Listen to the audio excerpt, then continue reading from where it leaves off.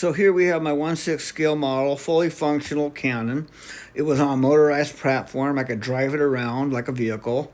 I could elevate the barrel up to like 70 degrees, and it would rotate 360 degrees at the push of a button. The idea here is you would load these deflated ballistic bags that could hold several hundred gallons of water into the breech and then pump it full of water. And then the air tanks would propel the bag towards the fire. And just as it reached treetop level, an explosive core inside the bag would rupture, dispersing the water. So there's the breech where you load it. And there you can see those two giant dump valves that would allow all that air to evacuate into the chamber instantly. Or not instantly, but very, very close, and that would fire. So the barrel was carbon fiber and Kevlar, and was very expensive. And then the whole thing was mounted on this neat little platform.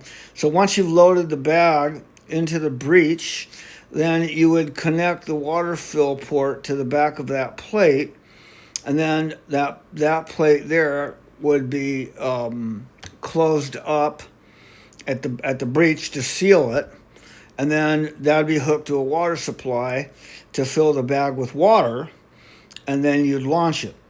And it's very simple, but you can only imagine how effective these might be.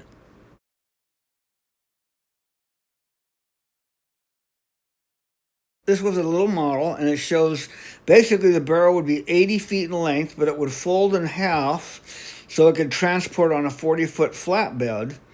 And now you have this 80-foot barrel, and then you see those two little cup things off to the sides.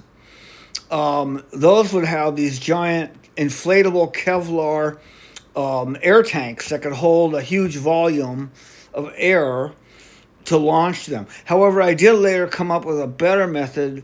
Rather than using air, that would have been much more like a ship's cannon launching a 1-ton artillery round up to 23 miles.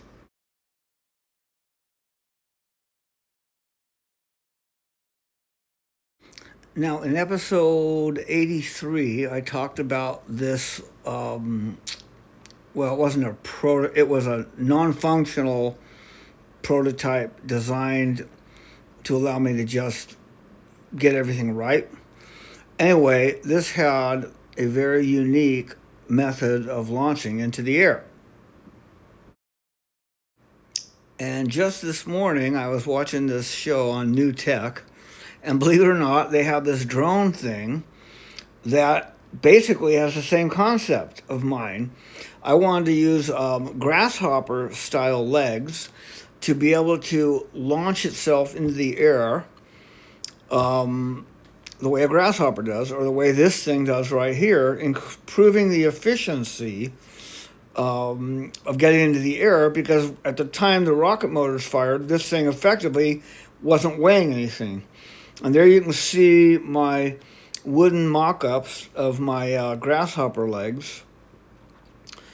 And they would employ these two big pistons that had a 1,000 psi air source. So this would aim you up at like a 45-degree angle, and then when the legs fired, it would launch you.